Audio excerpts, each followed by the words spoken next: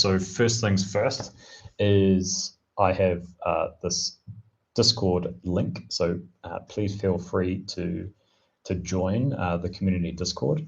You'll find the link in the description below as well. But I also wanted to look at some recent and upcoming projects. So at the moment, these are things that are probably on BackerKit or Kickstarter as well. And these are things that are, there's a few things going on, but mainly the reason why some of these are coming out at the moment is around, I think they're being released as part of Zine Quest, which is something that happens every February, and it is for TTRPGs as a broadly as well. So yeah. So one project that I mentioned before is around Dying Hard on Hardlight Station, but this anthology edition, and it hasn't launched on Kickstarter yet, but yeah, this is like hugely anticipated by a lot of people within the Mothership community for sure, just because of like who is bringing it out and the things that they've done before. So Dying Hard on Hardlight Station, I believe was a zine that was put out a little while ago, and this is sort of like building on top of the things surrounding that zine, and also tying things in together, because there are some other things that Magnum Galaxy Games, as well as Ping's just put it already in there. So yeah, Tower Sigma 7 is that, you know, it ties these things together. And the reason why I wanted to bring it up is that if you're curious about something like this, is that there is a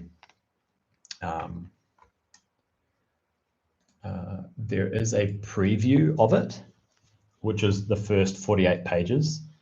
So that is on itch, in the itch store of Magnum Galaxy Games.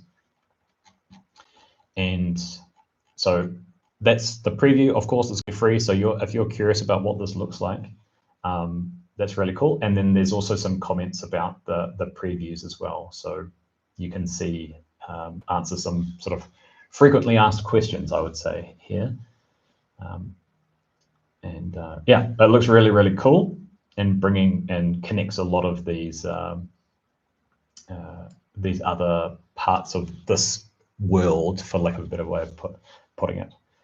Yeah, it looks really, really awesome. It looks amazing. And the other reason why I want to bring it up today was that so Magnum Galaxy Games have put out this director's commentary about designing the sector, and this link's below as well. The art's amazing. So it talks about all the different adventures that will appear in it. So you have them by Dave Kenny. You've got Joel Hines. So Dave Kenny did a lot of the stuff for the original Dying Hard on Hardlight Station. And also you have Joel Hines. So Joel has done quite a few things, probably most known for like Desert Moon of Karth and Tide Moons of Mani, I think it's called, which are like sandboxes. And then there's also been a couple of other like one-shots. I think he did one called A Fistful of Spores, which is quite fun. And then we got Chris Ariu. So Chris Ariu's done quite a few things. I've actually got some other things on the agenda done by him. Yeah, so yeah, there's a lot of things getting like combined here as well. And then we've got Sheer Zone by Daniel Hallinan. So Daniel's created quite a few things for Mothership. I think he did I want to say he did Under the Skin, if my memory serves me correctly. Yeah, so Under the Skin is like one of his like recent releases. Then Oneros, I'm not too sure how to pronounce that correctly. This sounded really cool, actually. I really liked the idea here, where this sort of like hyperdrive dreams and twisting of memories, and this was kind of interesting. And here it's the social sandbox. So I thought this was quite unique. This was really, really cool. And then we've got Lacuna by DG Chapman. I think, I'm not too sure. I think DG Chapman had something to do with The Haunting of Epsilon 14, I believe, but don't quote me on that. Maybe someone can correct me. So yeah, there's some really cool stuff done by some really great people here. And then it's also got the connection in with Tau Sigma 7. So this article, there's even more. So you can see like how much is in this. It's huge. Thanks, Raphael. So yeah, confirming with on DG Chapman contributing at least, if not authoring, I think, for The Haunting of Epsilon 14. So yeah, feel free to like look at this article. It's really interesting. Hopefully it gives you even more of a reason to take a look at Dying Hard on Hard Light Station, the anthology edition, and gives you a bit of an idea of what you can expect. So each of these like paragraphs will give you an idea of what each of these scenarios are, as well as a bit more information too. So and the chance to comment on these things too. So that was the first thing I wanted to talk about, is that particular article. So that is in the description, the URL for that. Another one that sounds quite interesting, which is something that has come up for me a little bit recently, just because I've been creating campaigns, is what to do with shore leave. And of course, oh, cool. Yep. Hideo's World. That's right. Yeah, Hideo's World and Piece by Piece. That's with DG Chapman, I'm guessing. So yeah, so for my campaign, I've been looking at some different things, what to do with shore leave, and I'd seen that a few people had backed this one, and this is by Joshua Justice, and so I've seen his name around, and it talks about how, yeah, a mothership shore leave location to rest, refuel, and get up to some trouble.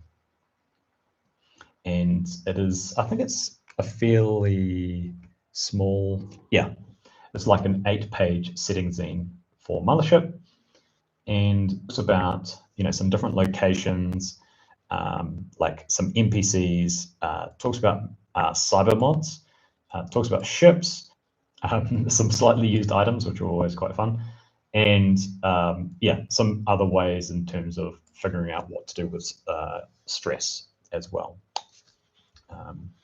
and unsavory characters, and entertainment type stuff as well. So these are some of the locations that it mentions, and yeah, so I thought this was quite interesting, and it gives like another location that you could go to, and it also, the best thing about these is that they always give you other ideas that maybe you can't put the station perfectly in your campaign, but you can definitely like have elements of it. So for example, looking at the locations, is that you not want to have this particular set of docks, but you might, this night market might be perfect for a particular location, or something that you want your characters to interact with. So yeah, I thought I'd mention that. And yeah, the digital copies pretty cheap as well.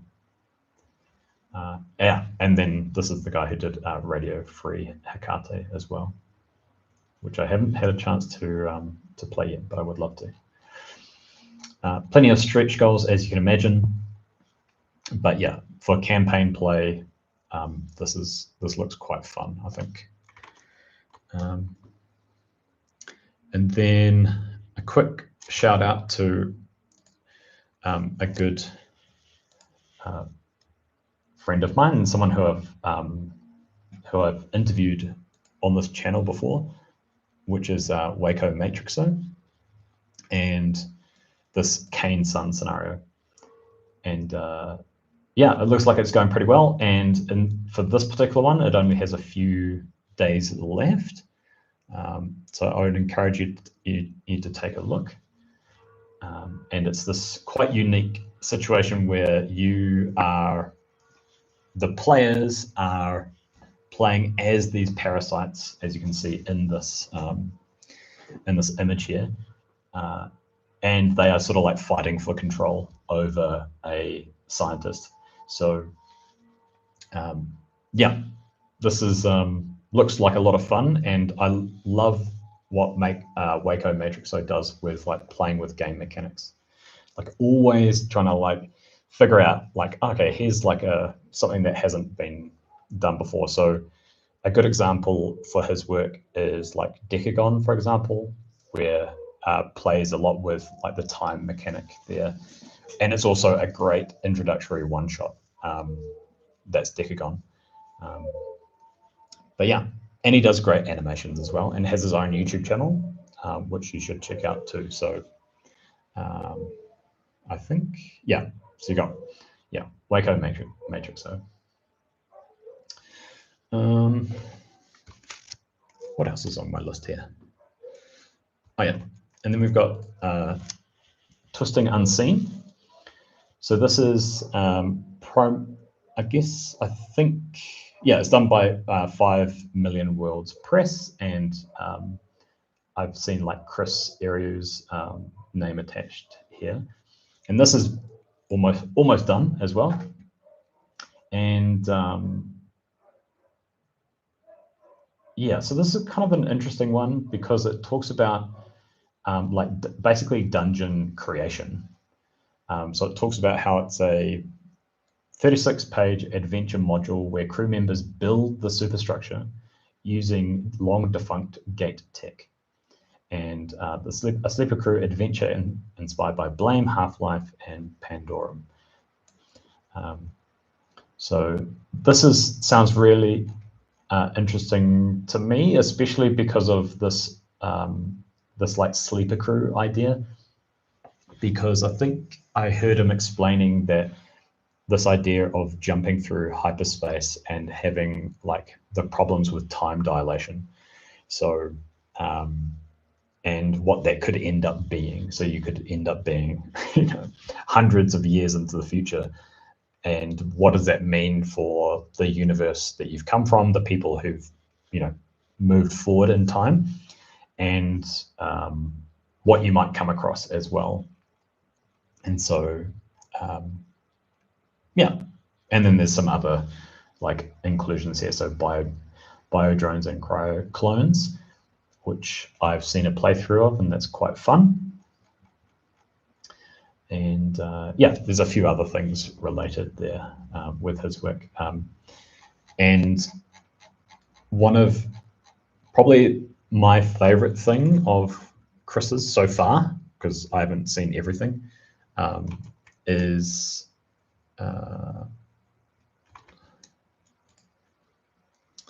this, which is Not Enough Scoundrels. And Not Enough Scoundrels is, I have to say, it is an awesome piece of kit. It's amazing. And the reason why I bring it up is mainly for the campaign I'm trying to run at the moment. It has given me so much stuff. It's given me like the ship that the players are going to start out with. It has given me like mechanics in terms of what they will go and do, because it has this great mechanic to do with contraband deliveries effectively, and it gives you a whole lot of information. Yeah, exactly. Yep. I think I was showing Raphael the other day about like a particular aspect of it, and one part of it is that you roll for finding out who the scoundrel is that you are delivering something. You're rolling for the scoundrel that you are going to deliver this thing to. You can roll for the location at a station where the scoundrel meet, where you go and make this delivery. You can have complications of the delivery. I think there's like a 1d10 table of complications, if not more. And then, of course, you have the contraband itself. So depending on sort of like the class of your station or the location where you are, and maybe like I think there are some aspects of it with reputation as well. But you can decide, you can roll a 1d100 as well as rolling for the quantity of that thing. And that determines who you're sending it for, who are you sending it to, what are you sending, and what issues can come up in the actual delivery going from one place to another. And so it's a big supplement as well. So it's 44 pages, supplement of smugglers and space truckers. So like I said, there's a 1d100 table of smugglers, and each of them, so I think it ends up being like I think it might be 50 smugglers. So it's, sort of like 0 to 1 is one character, 2 to 3 is another. But each of them have a blurb. So each of them have like a couple of sentences that give you a description, and enough if you're running a game that you need, someone who is a scoundrel of some description, then here you go. You can just go ahead and roll one of them. And the other aspect of it that's really cool is that there's tons of digital assets with it. So you even have these like tokens that come with it. You have the images of the ships. So it's not only have the like within the booklet, but you also have like standalone images for the ship. So if you need it to put it into like a virtual tabletop or something like that, you can go and you can do that pretty easily. And then another thing that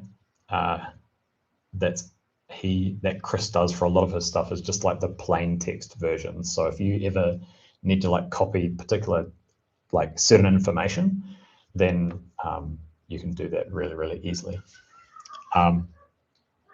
So yeah, so 8 ships, different types of ships. So most of them are about like, hauling stuff, but there are a couple of things that are made for combat.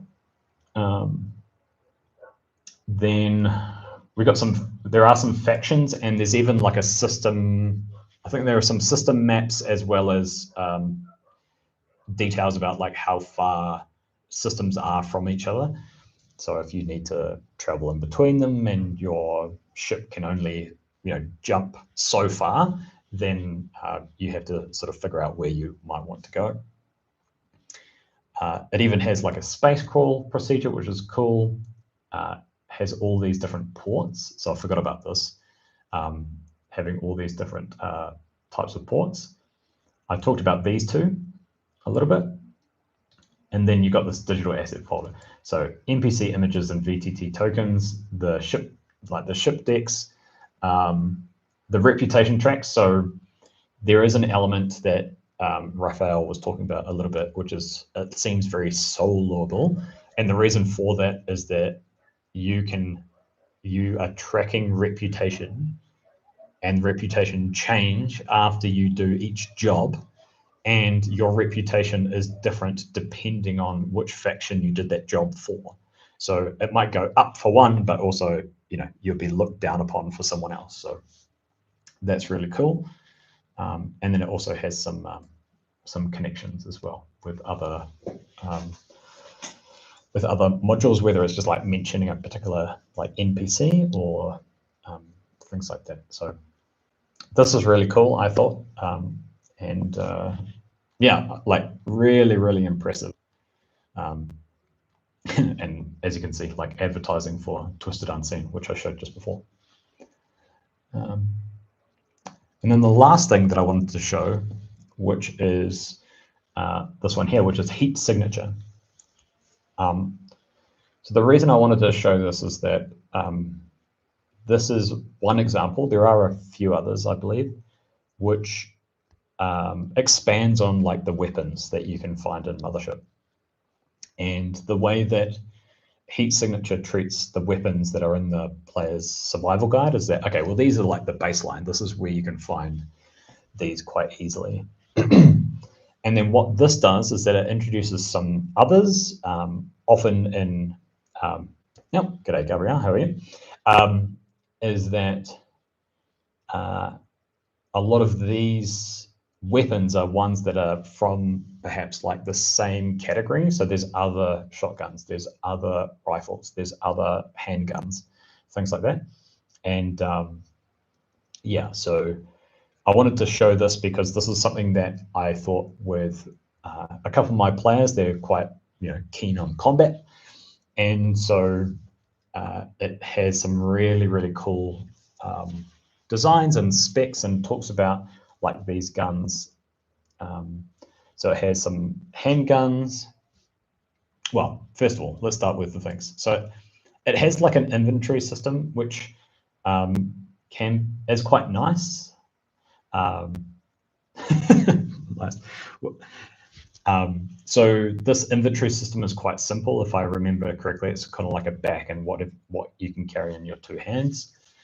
And it's got 26 new firearms, including handguns, SMGs, shotguns, smart rifles, railguns, snipers, and anti-material weapons. You've got some different ammunition types. So if you do want to go into some detail, you can do that. So you've got this incendiary and hollow point, etc. And then it also has weapon attachments. So it uses a system of what's sort of like above the barrel and what's like optics and what's below the barrel as well. And so you've got muzzle stocks and other things here. And yeah, really useful like reference at the back of it.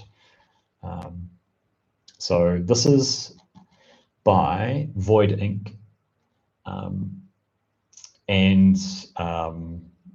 Yeah, this is done by his name is Mauricio, I think, and had a good chat with him about this the other day, and he actually has a sale for his the current things that he has on itch as well. And just for context, he's got like a couple of things. One, which is like this combat board, space combat board, and then a couple of one-shots as well. And this one here, this dry dock one, is related to, it's more of like deadly combat between humans, not necessarily a particular like,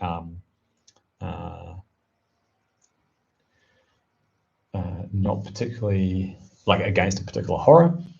And so this module is about a group of Teamsters that has seized the Dock 72 along with a loaded with Sorcorax and hostages. So Sorcorax is a drug, I think, in Pound of Flesh, and they demand, control of the distribution. So if I remember correctly, it might be a little bit more tactical combat type stuff, but yeah. So yeah, heat signature does have that that inventory system. I've seen a couple of them around. I'd say the one in heat signature is pretty easy, and I think I've seen others that it depends on like other things that you might have. So I think in heat signature, it just assumes that you are carrying around some sort of backpack all the time. Whereas other systems, it kind of like allows you to like, okay, you got pockets, you got pockets on like the front of your spacesuit, you got pockets in like leg pockets and all this sort of stuff. So I'd say heat signature is a little bit simpler in terms of the inventory system, but really easy to track. Whereas the other ones yeah, it just depends on how much detail you want for them as well. Yeah. Yeah, so I think with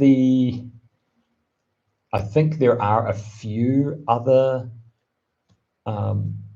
like releases to do with like other weapons and stuff like that. And you'll find a few other things on the subreddit definitely about like about inventory, which is obviously like, I'm not too sure about you, but in a one shot, I don't really care too much. Like you sort of like, you know, if you actually imagine them as like they're probably carrying, you know, 5 times their own body weight by the time they walk out. But in a campaign, I think it's kind of nice, especially if you have some sort of home base. You can be like, okay, well, you can choose what you'd like to bring, whether that home base is a ship or, you know, a station, for example.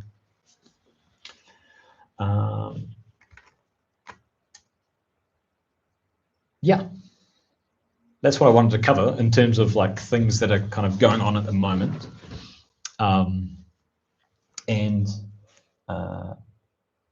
Yeah, so just to join some dots is that Watcher DM Gabriel also has his own channel and does some really great content. And recently he's done a really cool series on using, is it like the Tome of World Building or something like this, which is for, I guess, usually for like fantasy settings, but he does some great like flip throughs of lots of different RPGs and rule sets and stuff like that. So yeah. Yeah. So yeah, that's a good point. So the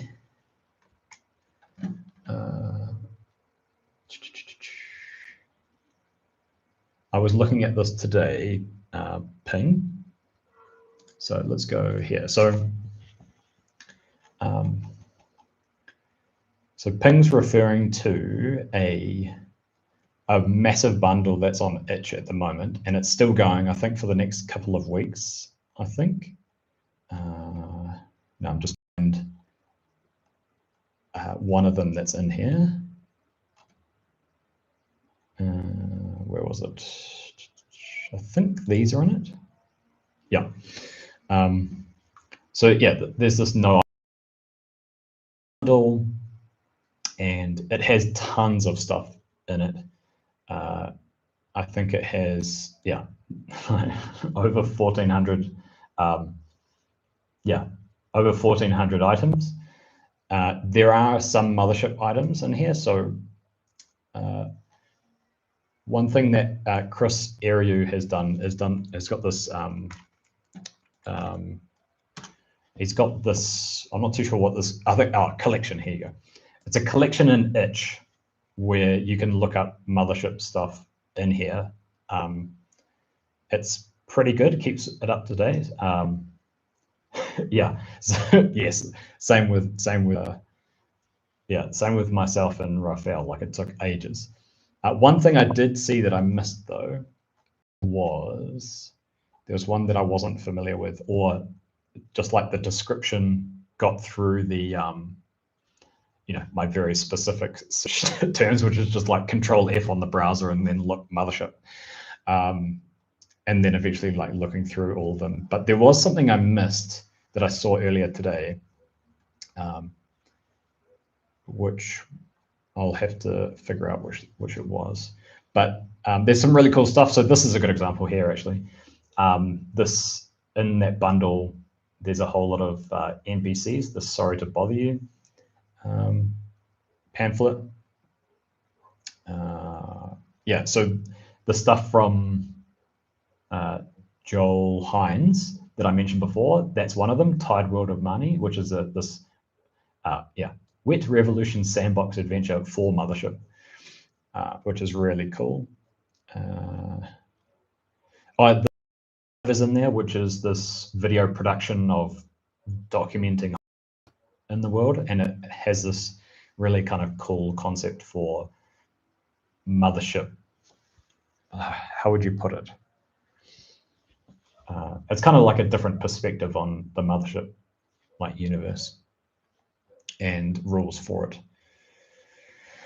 I'm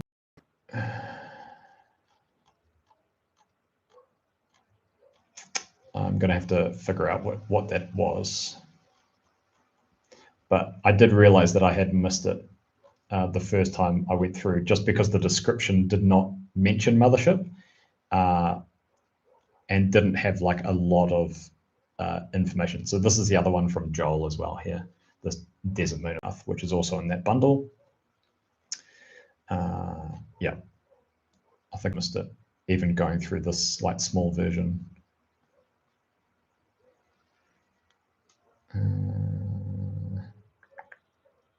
No, I can't find it.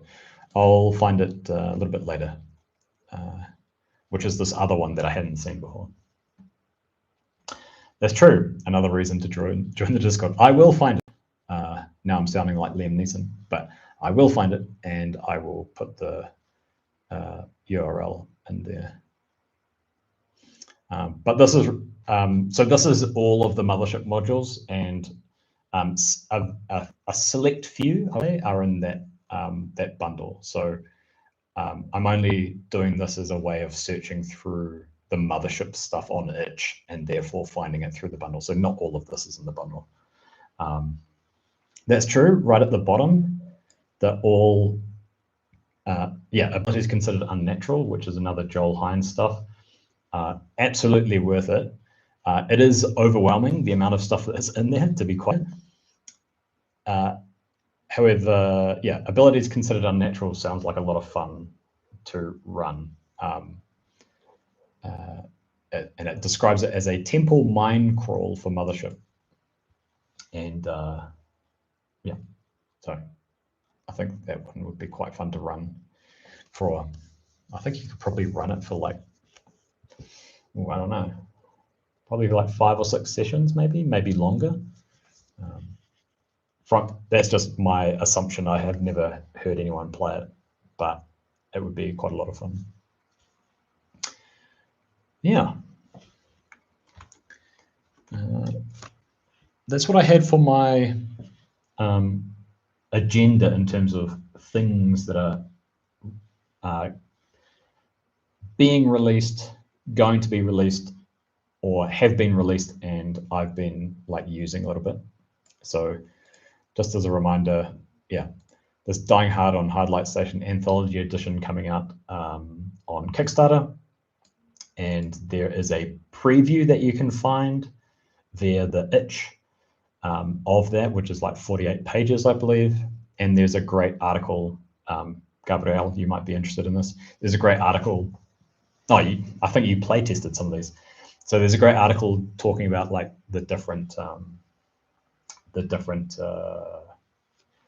what do you call it? The different scenarios and different missions that you can do. Last Light Station, so a shore leave location, like just adds another thing that you could plug into a campaign, or at least like take elements of it. Cain Sun by Waco. So Waco always does some really great stuff about his with playing with game mechanics for Mothership, and this is no different, where you are competing parasites for the control of a researcher. And then we've got Twisting Unseen, which is by Chris Ariu, and it says talking about like building build the dungeon zine for Mothership. And yeah, I quite like Chris's work, and he's done Not Enough Scoundrels, which is that other one there that I talked about, which you could run a campaign out of this very, very easily.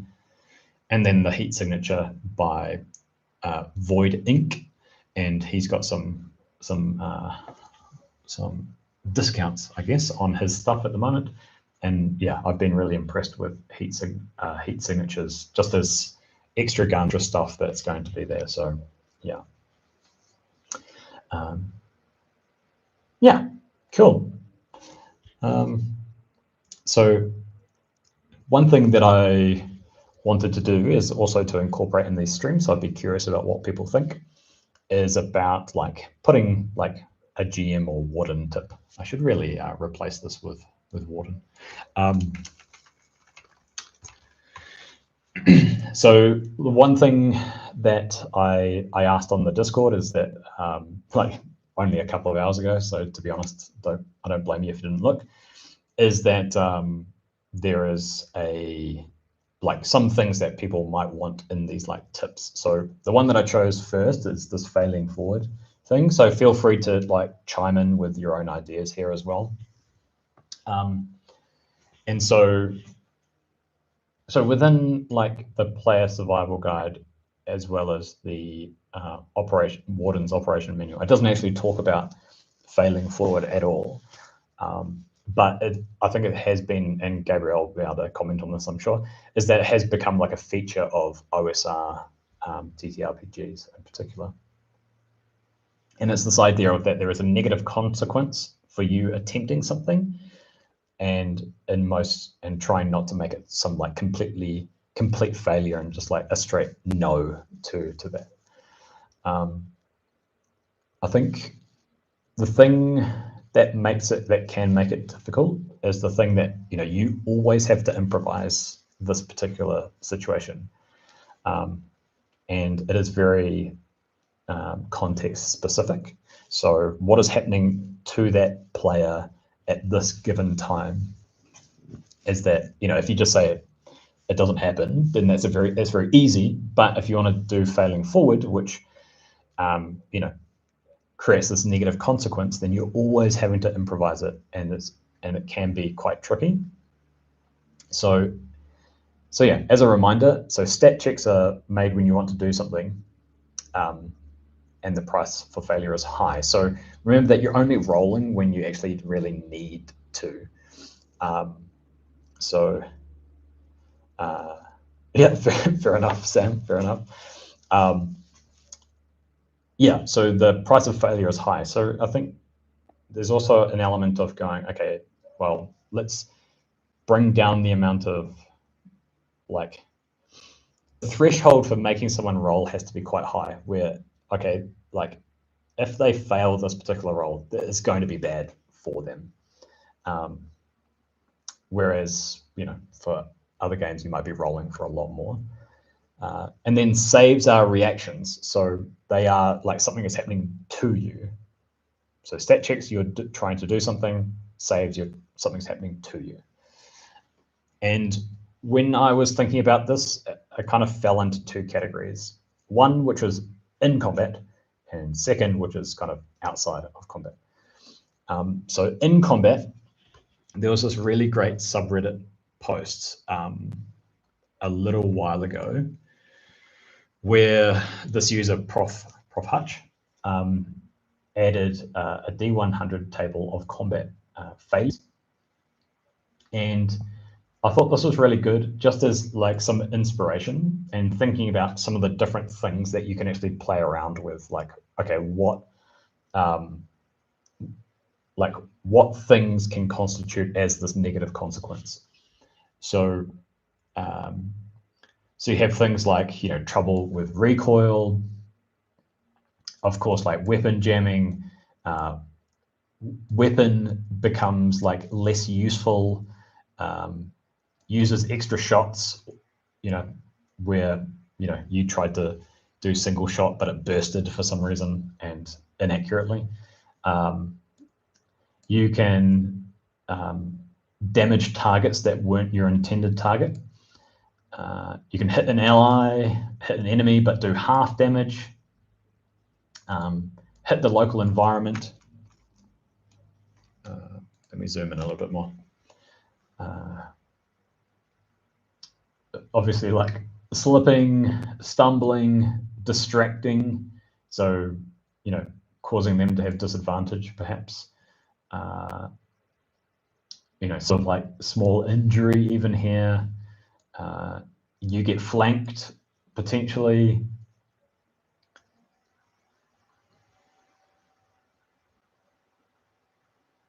Yeah, so Strand, I think that's a good point. So Strand mentions here that this particular table has been useful.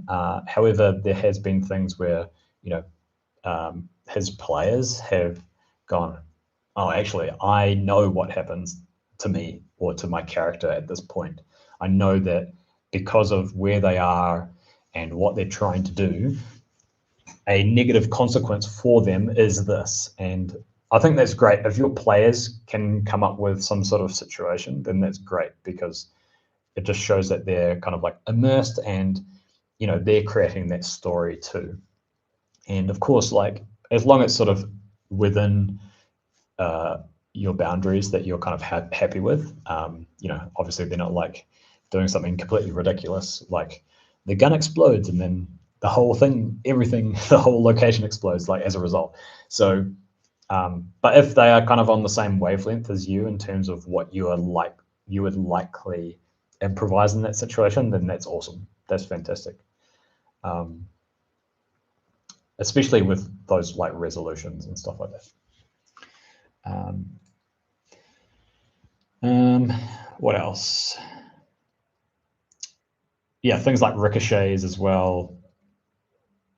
And even like what you might see in other games where you have things like, enemies get like an extra attack, or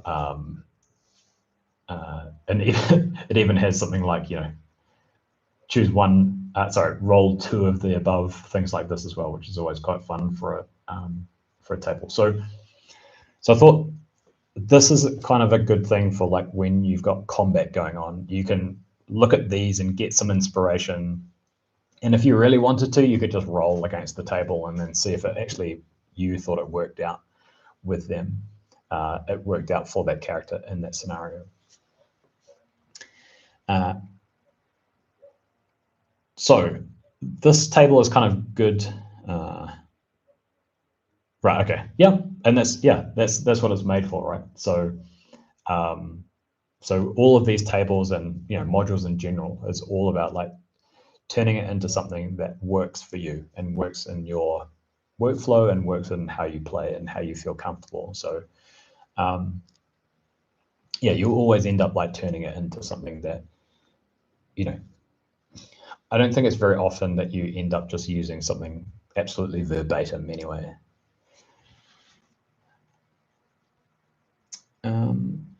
Yeah, and then it also has this note about critical failures. So you may use it as a guideline, but make it worse.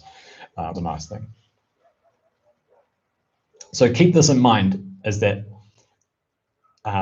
here they're talking, like obviously talking about weapons, talking about allies, talking about enemies, talking about positioning, talking about like getting disoriented, slipping, falling, stumbling, no longer being in cover. Even introduces things like, if you have weapon jamming and then there's like some sort of time element. So keep all of that in mind, because I think that's also can be used in this idea of being like outside of combat. So outside of combat, yeah, like I said, very like context specific. So, and often requires a lot of improvisation and can feel like, I don't know. But if you, after a while, I found that if like reading a few of these and then also being like listening really well to what the players are trying to do, and then they fail, helps me out so much with going, okay, well, the natural, like almost like the natural failure here is like this. And then just like with the table for in combat, you can also have the same ideas around, okay, what are these negative consequences? Of course, it won't be a weapon in this case. It might be a tool that you're trying to use. So if you're trying to like get in through a door and you're trying to hack the keypad or something like this, is that, you can exhaust that resource. So maybe, I don't know, something happens to the tool, it breaks, whatever. And I think a really common one is around like time taken. So it takes you much longer than you expected.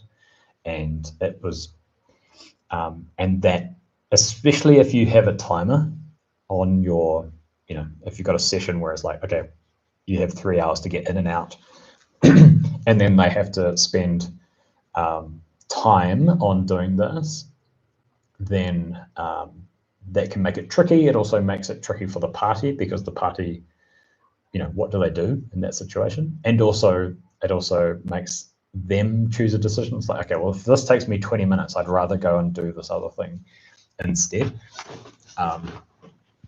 So yeah, I'd be curious about what other people thought about this idea of failing forward. What are some maybe some other things that you see in the table there, where, okay, if it's in combat, what are some ways that you can fail forward? And then outside of combat, what are some ways that you can fail forward? Of course, being very context specific. But yeah, there's some, I find it really useful to have some ideas about, like, almost just like stuff up your sleeve about, like, okay, if it fails, then this is what could happen.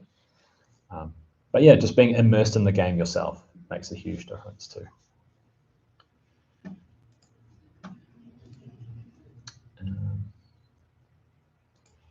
Yeah.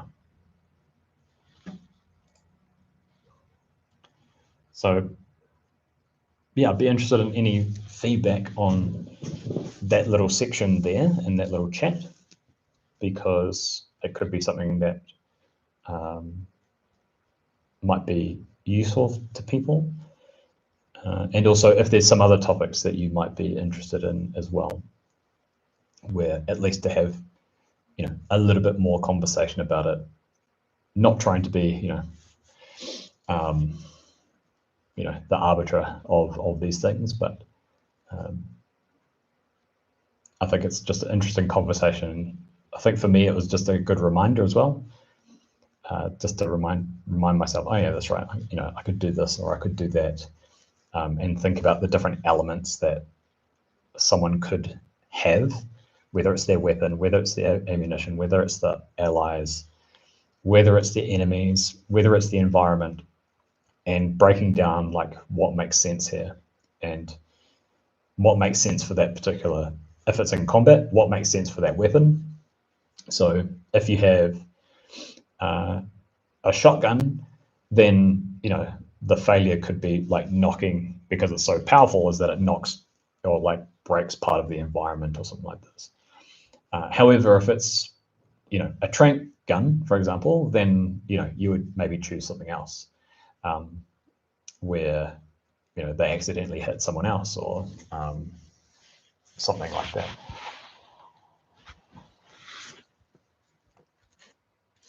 Oh, okay, that's nice. Yeah, so that's a good idea too, Sam. So Sam mentions here, like, in some scenarios, and people, like, you have this idea of a doom clock where, okay, you have some sort of consequence in the future, and if you're not running it like as a real-time timer, is that you can go, okay, well, when these triggers happen, which could be them walking around a scenario or walking around an environment, but then it could be like skipped forward even faster if they have some sort of like catastrophic failure for some reason. So that's quite a nice way to do it, where if you don't want to have a timer, you can go, okay, well, here are some trigger points before something happens. And if they do have some critical fail or failure, then it could actually push that forward, as well as having those other triggers.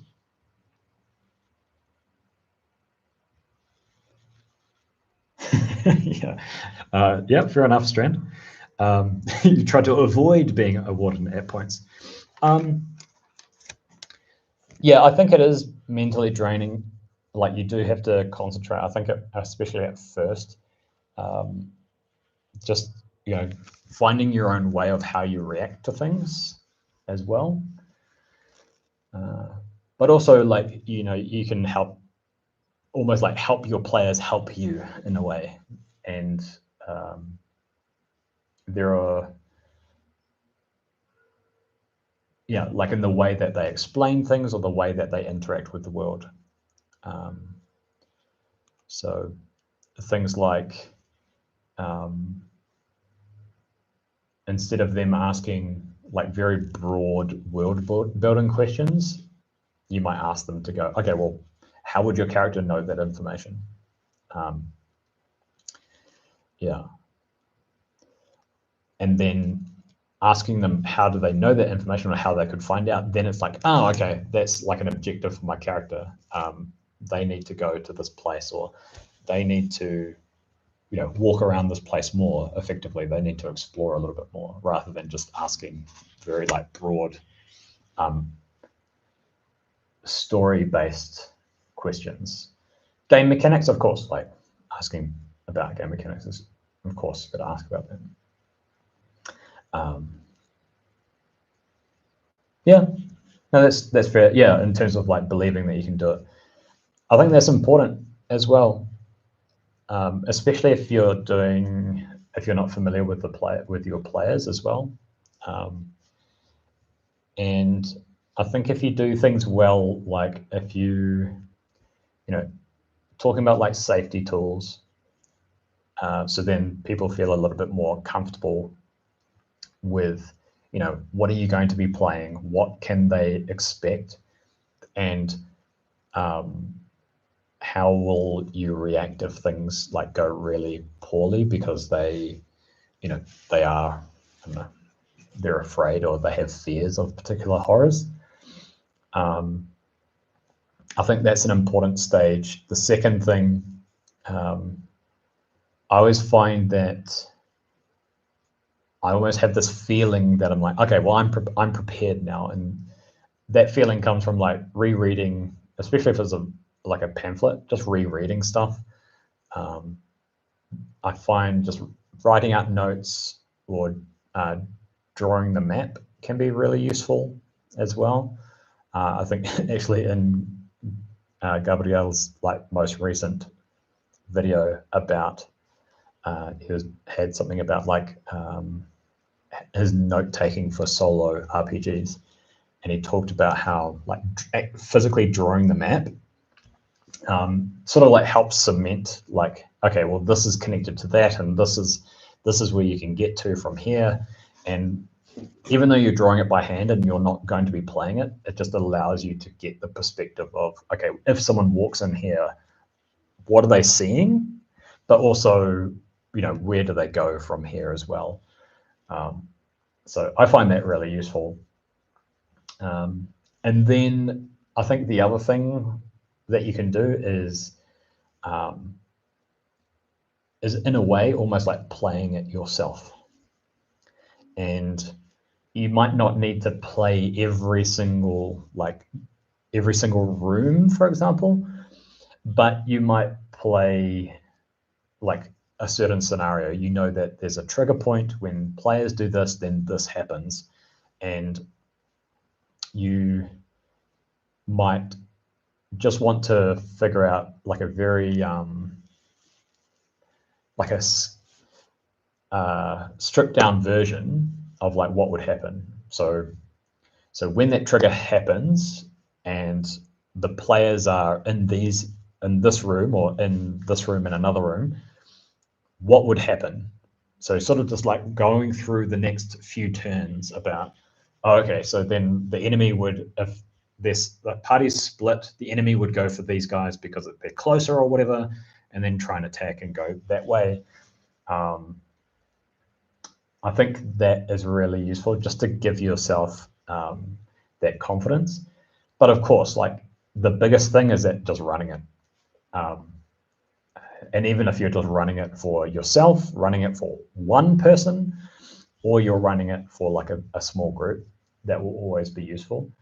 And I actually hope in the future in the Discord community is that can be an element of it, is like, okay, this is the first time I'm running this, so please give me feedback, and that we would be, you know, a community that would give feedback, be open to feedback, and we're there to help each other out with improving people's games, really.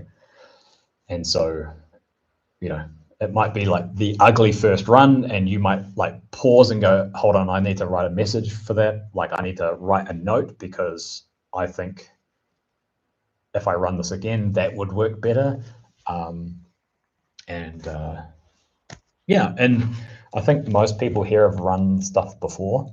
So if you are running a module for the first time, or you're just running anything for the first time, it does take, it takes a little bit of courage, of course, to do that. But I'm hoping that the community that we create, it will be one that people are interested in going, okay, I'm running this for the first time. I want feedback. People are willing to give feedback, whether it be like within the session or outside the session, and then they can take that feedback into into future sessions. Yeah.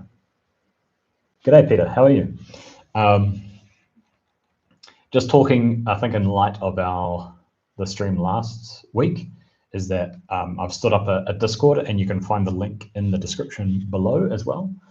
And I was just saying that, yeah, I'm hoping that in the future, if there's enough people and we can get scheduled, like, there's enough people in there, then you can go, okay, anyone want to play a game on this time or this date, then I'm hoping that people would be keen to be able to help people through it, at least have conversations, if not be a player, and then give feedback and go, oh, hey, in your introduction, you could also add this, or when you're describing this room, like, here are some other things that you could say, and just helping people out, because it's impossible to know everything, and you can find different perspectives on how people run stuff, and that can be really, really, really useful. Yeah, but yeah, great question as well. But yeah.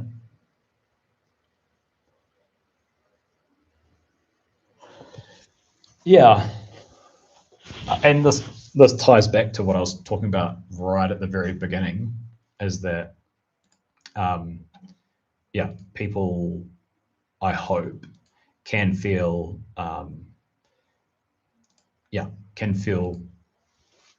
like comfortable with running something for the first time. I know, like, running something for random people through the Mothership Discord potentially is a little bit of a turnoff, maybe, just because it's like completely random people, you don't know them, and you don't know who you might get.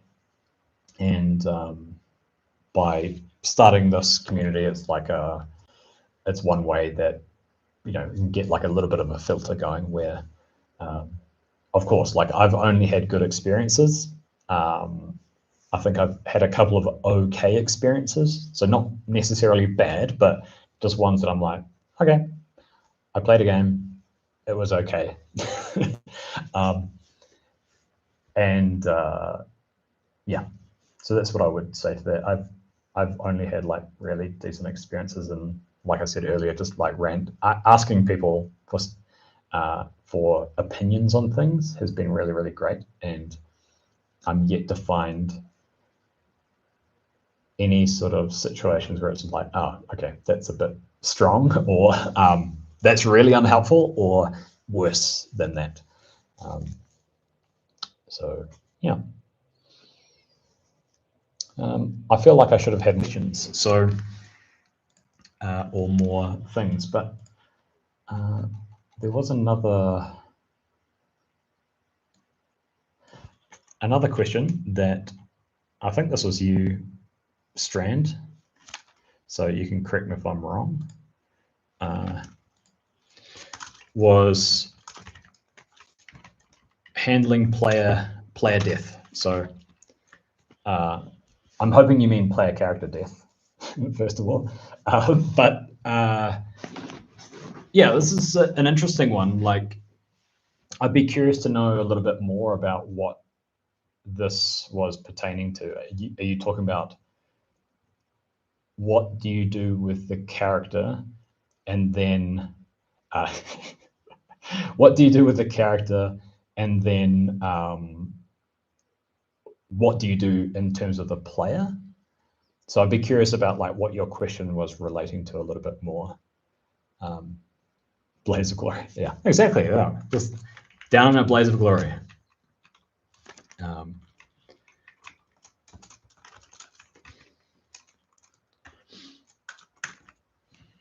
So I think I'll let you ask a question, but I think from a warden point of view, I think one thing that you can be aware of is that in one shots, some of them are very lethal. So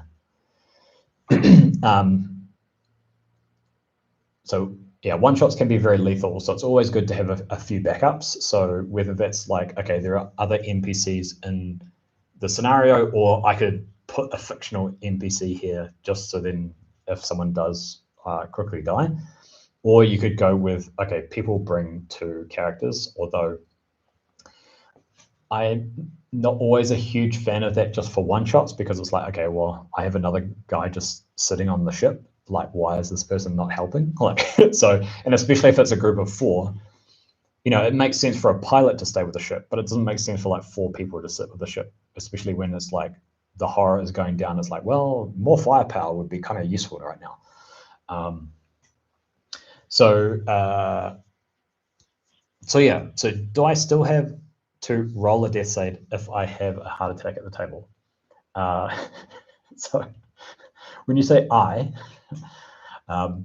so of course, like there are elements where, yeah, you could if you wanted to. I'm not too sure how well it would help you if you're rolling a death save for yourself and whether that would determine your outcome. I hope that you would roll 5 or under, because I know if it's anything above there, it's not good. You might just be unconscious. Sorry, being a bit cheeky here. So having a backup, having a bit of a plan for if characters die is always useful. I prefer having just a random NPC in your pocket, basically, to go, all right, well, this person, was left stranded and they just hold up in a particular area, if that makes sense. Admittedly, that doesn't always make sense. Like if you're going on like some derelict ship and it hasn't been touched for years, then it's like, well, why is there a person here? So follow up. Let me see if did I answer that enough. What to do with PC deaths? I think the only exception with PC deaths, if you realize that they are literally running out of the scenario, like they're trying to get out, and someone dies like less than in the final fight, then it's probably not really worth going, oh, there's a new guy. Like it doesn't really sort of sit well with me. But if it's very early on, or they've had like a very, very poor roll for something and they've panicked, and then the stress has just got out of control really quickly for that character, and they end up getting wounded, and then they roll something terrible and then they're almost dead. I think in that situation you bring someone back, but in the final fight I probably wouldn't worry about it too much, especially if it's very clear, if it's like a few turns to like resolve what happens in the scenario. Follow-up, wardens running the NPCs or players taking on an NPC for roles and taking on that NPC if their primary character dies? Good question. Okay, so I think there are some scenarios that have NPCs in there that are helpful towards the party. So I think in that case, I think that would make sense if like someone was happy taking that over, if it was early enough on.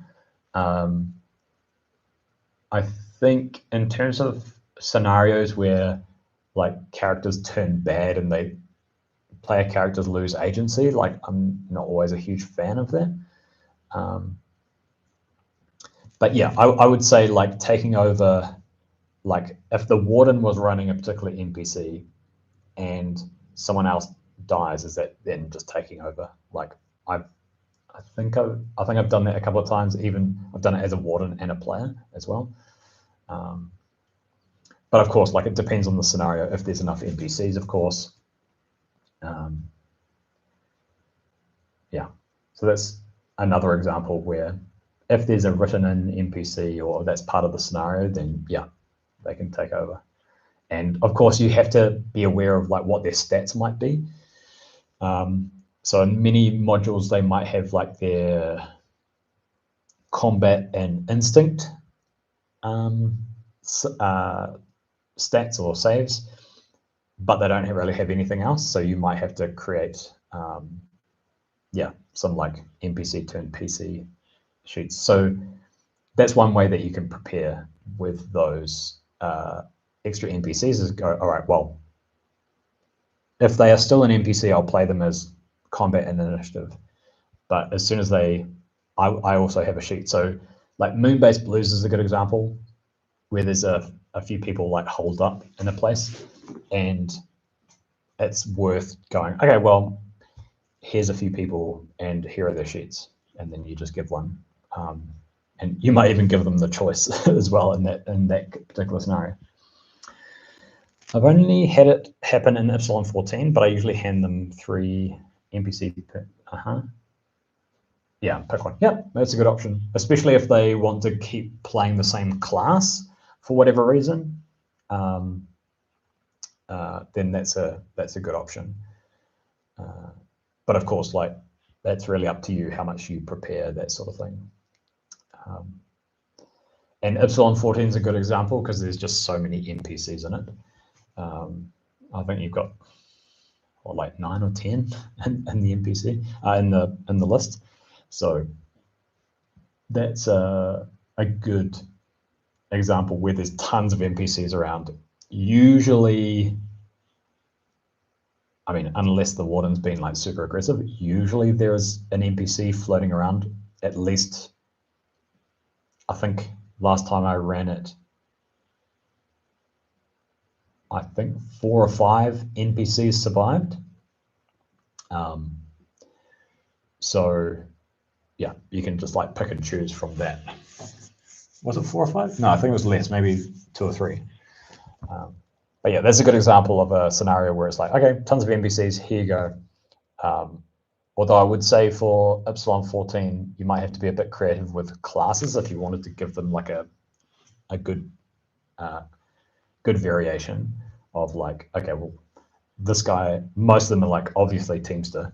You could argue scientist, and maybe for one of them you could go, okay, well, this guy's Marine trained and call him a Marine, but yeah, it's up to you how you might swing that. And also, of course, like, you could just change the NPCs anyway. Like, instead of it having it exactly as written, you could actually just include a comment like former Marine, now mining station loader or whatever, and just like change it a little bit and then do that. I think that's a good way of doing it. Yeah, have a backup and prepare with a backup is the very short version of that. And then you can make choices. Of course, it depends on the situation. You can make choices of whether the NPC can just like pick up those items, or how the rest of the party like what they do with those items, because that might be something that you might have to manage in your virtual tabletop or in person as well. It's going, okay, well, this person's not alive, but their equipment might be still available to others. And, you know, if the Marine dies and they've got a combat shotgun and it's far better than another weapon, then it's going to be useful to other people. So I think that's another element of it. Yeah, that's what I can think of for that. Let's see what else is on Strand's list.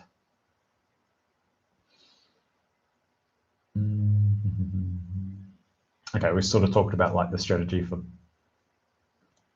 Oh, you mentioned the strategies for backup characters. Is that related to the that death stuff as well. So these like two intertwined or not? And then the last one that we can have a look at is physical props. So I haven't played a lot of games in person.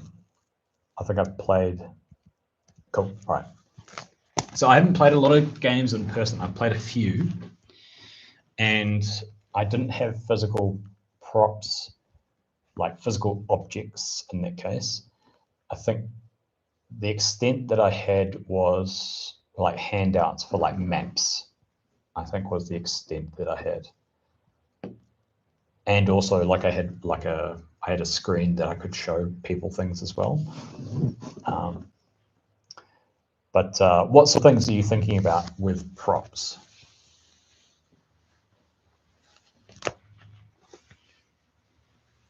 Yeah, I agree with you, Peter, here. Like, big fan of adding jobs, roles to help players. Marine, but now working for lobby security. Yeah, gives a lot more. Yeah, gives a lot more to like a bit more substance to the character and allows them to, instead of to be like Marine equals soldier equals combat. Like, you know, having a bit of a backstory really, really helps. It helps me even with my own character. Props the guy. Yeah, of course. Be great. So going back to one of my favorite modules, which is Walks of Life, which just gives people backgrounds. And it's, of course, one of the great things about Mothership is that you can create a character so fast. But one thing that I find is that it's often missing a little bit of backstory, and something that I can go, I'm sort of like owning the backstory and history to this person. He says, so Walks of Life is a module. I think it's so cheap, and what it does is that you can do that randomly, and it gives you this nice background to a particular person. So it could be like studious, I think, is one of them, and it has some game mechanic stuff where it, like, you add to the save, or you add to your intellect perhaps, and you remove something else from your from body or something like this. You also remove one of your trained skills because you've just been studying on one particular thing. And so the mixture of your skills, the mixture of your background from Walks of Life, which also gives you adjectives, the mix with the questions from Walks of Life, because it always gives you two, and it asks you like, what is the thing that you've been studious about? So you can go, okay, my class is scientist and my background is studious, and I am, trained psychologist or something like this. And then also, depending on what your items are, your trinket and your patch, all that together, I find is great for producing some sort of background in at least like 4 or 5 sentences about this character. Even, like you say, formerly this, but now this, or whatever. So, yeah.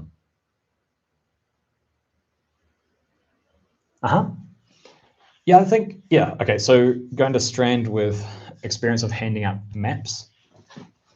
I think,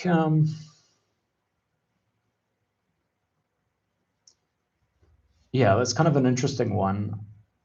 It sounds like they had like expectations of some, like what the maps look like. I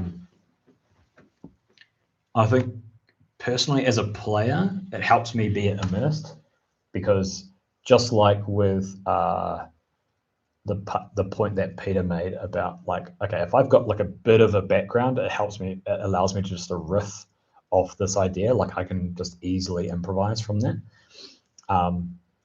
So with a map, that allows me to also improvise on like, what am I doing?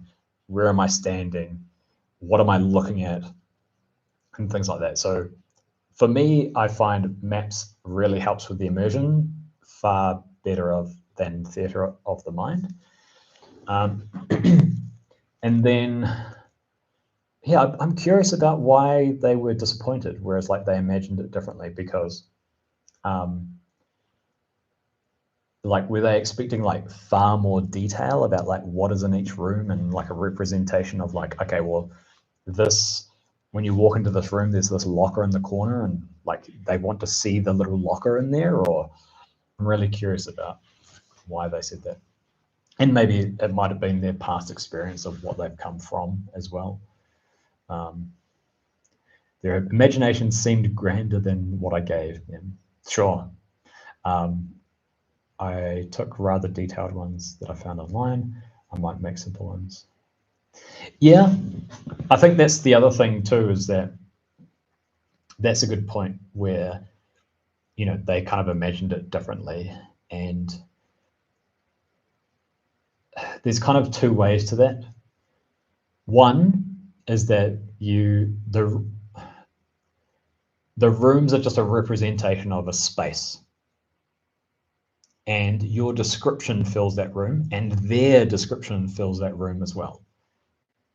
And then from that, they have their idea of what they're looking at. You walk into a lab, this is what is there in their mind, and then you hope that they can go, okay, because it's a lab, I can expect there to be these things. There's going to be a cupboard with a whole lot of scientific equipment. There's going to be a sink. There's going to be workbenches, and some other things, right? So I kind of prefer that way. However, there are some really great maps, like for Moon-based blues. There's a set of maps called like Lazarus maps, I think they're called, and they are really awesome, where there is a lot of detail in here in the maps, but they're just not.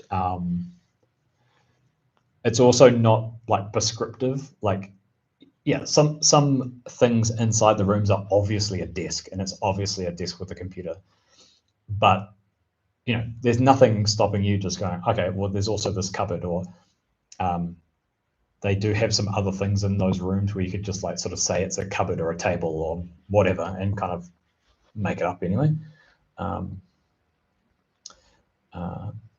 But yeah, I think it can go both ways, really. But I find, in terms of your own preparation, is that if you start filling it up with stuff and saying that this is a box of cargo that has these things in there, and you're doing that for every room, and if your environment was really big, then I'm not sure if it's like the best use of your time, but it could be. Yeah, I think I kind of prefer the like, okay, like even at the start of play, if people don't already do this already, is just to go, hey, like, I'm going to talk about you've walked into particular types of places, and I'm happy for you to, you know, within reason, to go, oh, you know, I pick up this thing that I imagine would be in a lab, and from your description, picking up either from your description, or I think that because of your description, this other thing would also be here. Rather than go like, oh, can I find a thing here? Like, just saying like, just say that you find it, and I'll tell you if it's definitely not there, or like it doesn't make sense for the game that it's there, rather than, you know, so it's a lab, right? Can I find this? Like, these types of questions is like, it kind of like pulls people out of the immersion. So, and also you have to have this conversation of, well, yes, this thing's there, and all these other things are probably there too, and this sort of stuff. So, yeah. I've given my players random backgrounds known only by that player, okay, that incentivize breaking the standard game loop and opportunities for introverted friction. Yeah, so yeah, this is such a, yeah, I love this question, because I think there's something that I'm willing to explore a little bit more. because some of the games that I mentioned, some of those board games that I mentioned earlier, like Betrayal the Betrayal at the Haunted House on the Hill, title is so long, is that in this case, it's just like, okay, you're exploring and then there's a trigger. Okay, fine. But one thing that I really loved about Dead of Winter is that there is a betrayer.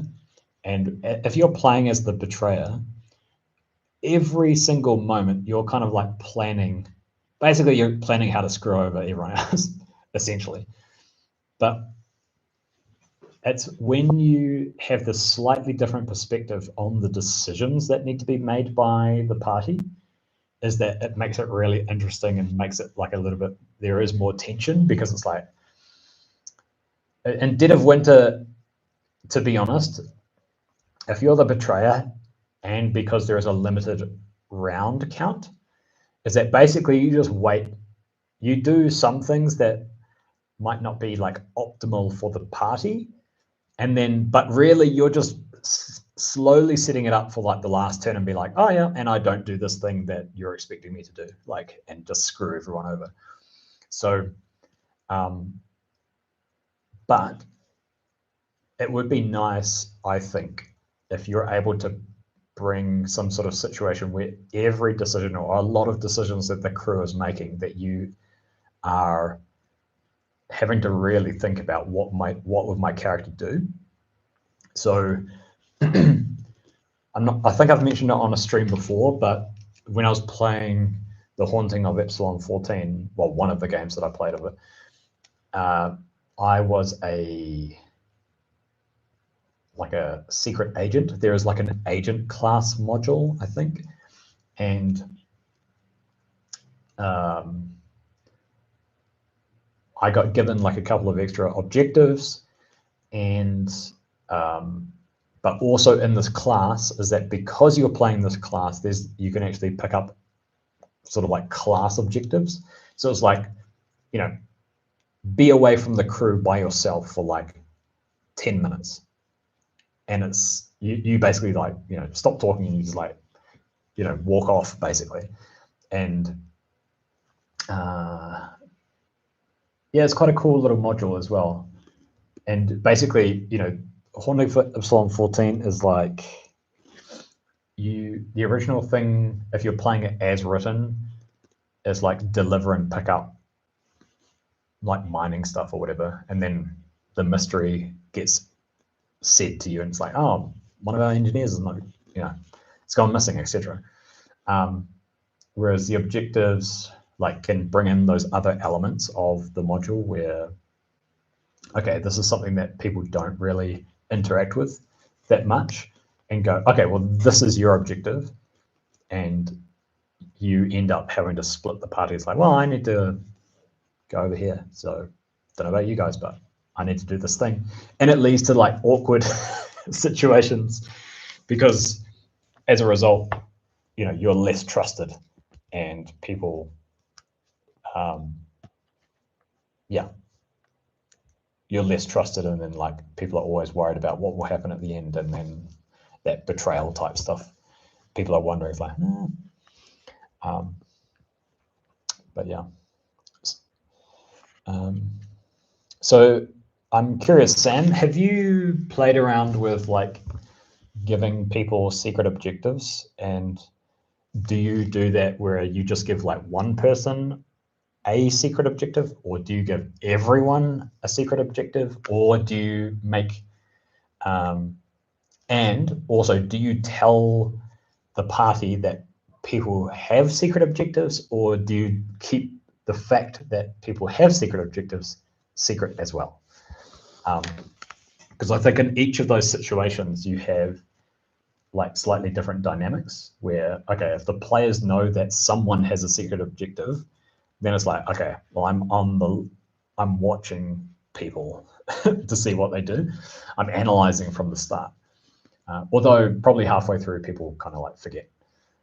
However, if the secret objectives are secret and you just give them out but tell people not to say anything, then personally, I feel that you end up with a better situation, because then people are like, oh, the party objective is this, but you're going and doing this. Right.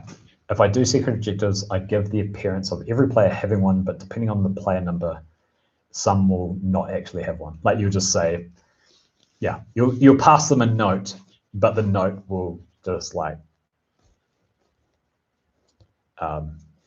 you don't have to do anything extra or whatever. Like it would just be blank, for example. The players know they each have a background, and they only know their own. The backgrounds thus far are sleeper agent, missing sister, sun kill, medical malpractice, at 1 month pregnant, and murder by an important NPC. Ooh. Okay, so these are the backgrounds rather than, so these are the things for your campaign that determine what they might do long term. And in a campaign, it makes much more sense for that, because I guess the thing that you have to, that I didn't really make clear, is that for like one shots, it's like, okay, you have your character and here's your specific mission added to this scenario.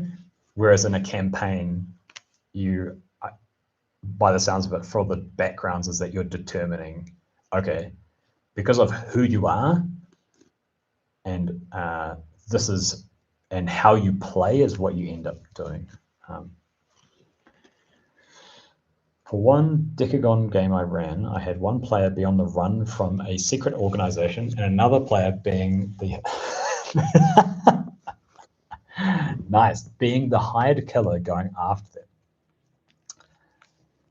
Well, in Decagon, that would be very interesting. Without spoiling stuff, that would get very interesting to see how that pans out. That would be a lot of fun. That's awesome. I love that. I really love that. That's so cool. But yeah, awesome. Yeah, that's so much fun. I really liked it. Yeah, I guess like for like one shots, you could probably get away with that sort of thing. And obviously with Decagon and how like its mechanics, you could definitely get away with that one. I'm not sure whether you'd be able to get away with that with a lot of missions where they don't have the mechanics of Decagon. But having things like that where they are in conflict of each other, then you're obviously going to get like some interesting outcomes, I think. So yeah.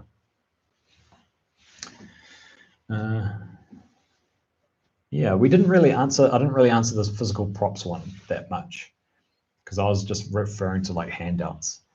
I'm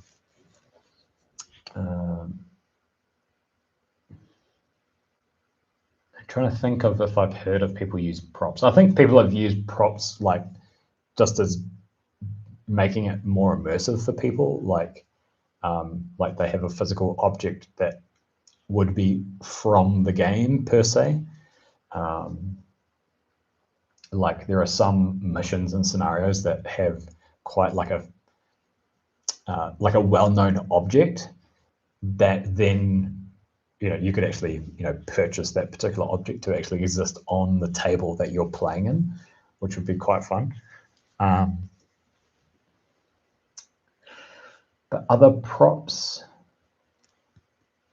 I mean, I'm all for making things more immersive, even if it's just like a bit of a laugh. But of course, like if it's a prop that's going to be like super distracting, then, you know, effectively you're not playing the game really, is that you're now pulled out of it. So yeah, so I haven't really played anything with like physical props. Yeah. That's cool. So Strand says, I made 2 key cards for ABH with QR codes on the back, sleeved them and put them in on keybands, like a lanyard. It's not necessary, but yeah, it's like that sort of stuff. I like that because it's just fun. Like, what's going to be so distracting about that? Because if anything, if they are physically going to like pick up this thing, as like, I'm going to use this key card. I mean, what's more immersive than that? That would be really, really cool to do that. Something that is tangible. Especially if it has in-game and in-session use, then why not? Yeah, I mean, of course, like, don't get into like bringing prop weapons, etc. But it's yeah, like stuff like that is fun. I'm trying to remember like what other stuff I've seen. I can't remember off the top of my head. Yeah, I can't remember. But yeah, it would be a lot of fun. Like doing stuff like that would be very, very cool. So I'm going to save some of your list for next time as well, just because you put in a great list. The list that I'm talking about is we have stood up a campaign at length community Discord. So if you're keen to join, then you're more than welcome, and you can chime in with questions and ideas and hopefully help each other out in terms of like playing and running games. Have you ever run the same module for more than once for the same group? No. I think the only way that I would do that is if there was like a big enough like perspective shift. Big tasty. I think if it was that, yes, Sam, you shouldn't turn up with a real boss rival. So I think because effectively playing that module for the first time is you're kind of getting spoiled for you. I think the only case where you might run it again is if you're, like I said, doing it from a completely different perspective. And what I mean by that is that one thing that I mentioned a little bit earlier, which is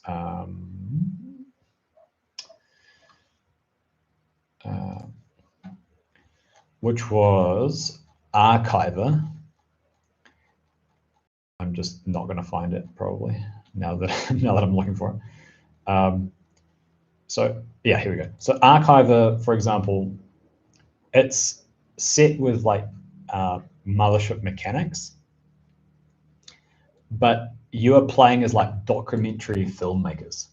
So you might use the same environment, you might have even the same NPCs in there, but you are no longer like, I think you might play this as a way of like going there after or before as well, and before like the horror happens, and so you're playing as like documentary filmmakers. So I think that's the only way that I really think I would run that again.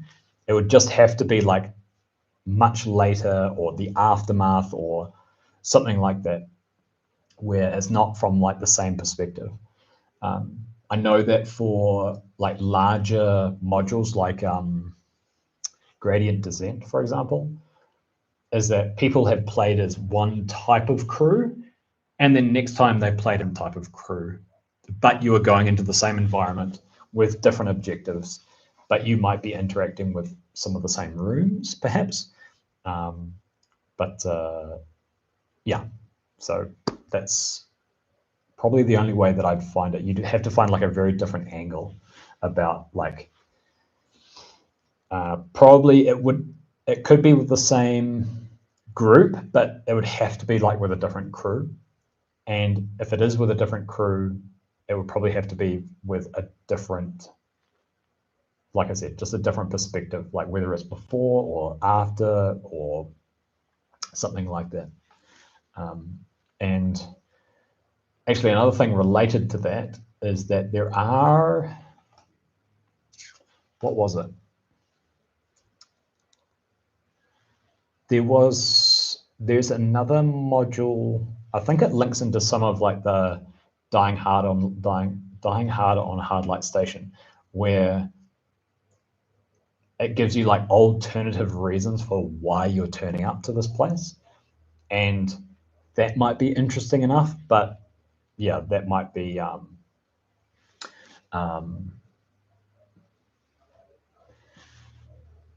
different way of playing it, and you'd be playing it with a different crew. But yeah, like I said, you'd have to be sort of aware of like what's been spoiled already.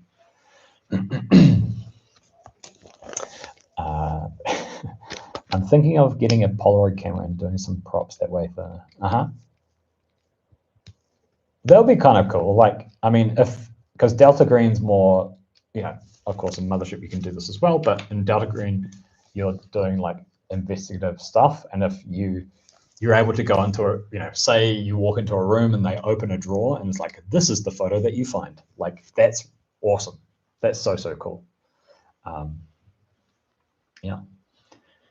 G'day, LJ. Yep, thanks for joining. Much appreciated for that. Yeah, it's cool to have a few people come in. It's awesome. To the Discord.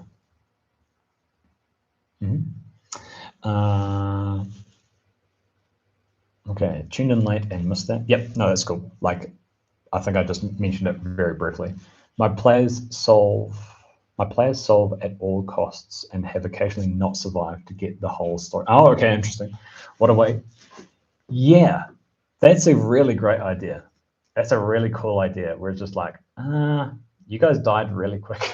So here's, a different perspective. Here's another way of interacting with that same environment. Potentially with the same horror, but it depends on how they died. Like if they died to something that was not the big horror, then sure, why not? Yeah.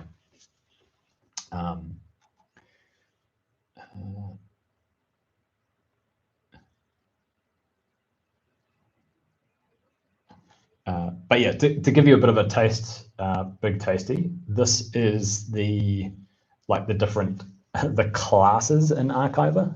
So you've got this producer, camera operator, sound recordist, and this utility technician as well.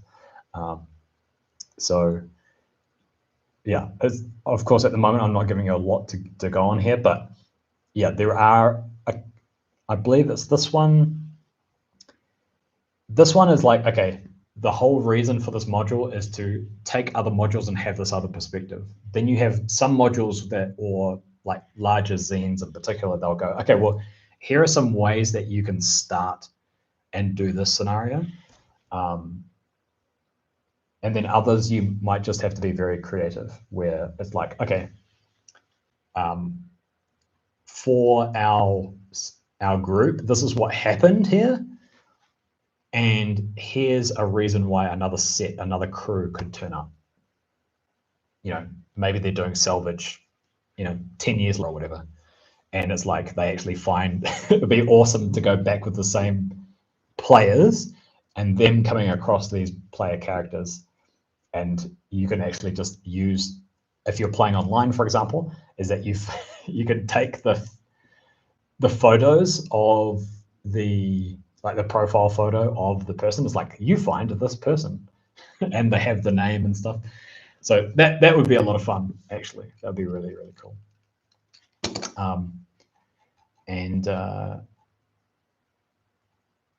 Yeah, this is also in this this massive No Ice in Minnesota bundle. If you haven't seen it, Big Tasty on itch. And you can see it has this game and over 1,400 other items in it for not very much. And there's a few Mothership things in there too. So, yeah. I'm going to probably call it there, unless there is any last questions or it's a small thing. No, it's not thing. It is definitely not. So I'm going to call it there, unless anyone has some like dying, desperate questions. Then no, you're very welcome, Big Tasty. Yeah, if anyone has some other questions or whatever, I'm happy to give some quick answers to. But yeah, I sort of find the 2-hour mark is like a nice sort of cutoff for me, and I can feel my voice getting a bit croaky. So yeah, so any like last ditch questions? What's your third favorite? I got to figure out what first and second is first. Ooh, should I go with something like some hot takes here? First favorite, no, I'm taking it seriously. First favorite is the one, and I'm not too sure how like, very historically accurate or these are. Jurassic Park, the one with that spits ink at the guy who's like trying to do the betrayal. Second is, it's a toss-up. Second is Triceratops, I think. And then my third favorite, to answer your question, Umbrella Saw. That's the name. That's the one. There was this. I remember this this book that I had as a kid, and there was this dinosaur in it where it almost seemed like it had like a mace-like tail. This guy, yeah, this guy. This is what I'm talking about. What was it? Ankylosaurus.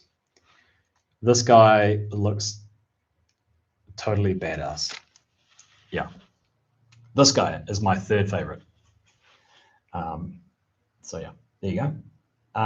What module are you planning to do? I am planning to put out a video for this module, which is Akigata. And this is one of my favorites for people who are getting into Mothership, because it is very easy to run. Yeah, so I'm hoping that I can record that this week and edit it and get it out before our next stream. That will be my challenge. You're very welcome for the yes ending, is no problem. Discord channel suggested homebrew and media. Okay, cool. Yeah, I'm guessing media you're talking about like audio clips or things like that to help, I'm guessing. The channel for here's a thing is like, oh, I found this interesting like link module thing, but if you want this media recs, I'll chuck that in there. So let me see. So I'll write that down. Homebrew and media recs. Oh, media, yeah, recommendations. Sorry, yeah, I didn't catch that. Yeah, media recommendations in terms of like things to watch or things to read and stuff like that. Yep, cool, no problem. Cool. Well, I'll call it there. It's been an absolute pleasure. I'd be happy to listen to any feedback as well. I did do a little bit of a different structure where it's like, here are some things that are going on at the moment in terms of modules that are available and stuff like that. And then where's my stream agenda? Yeah, so I went through these and then did like this warden tip discussion, and then we kept going with that for like an hour and a bit. So hopefully it was interesting for you. And yeah, feel free to add some. Yeah, you're very welcome, guys. Much appreciated. Thanks, guys. I am going to the shop and buying myself some snacks. But yeah, see you guys later. Have a good one, and we'll see you in the Discord if you're around. Bye.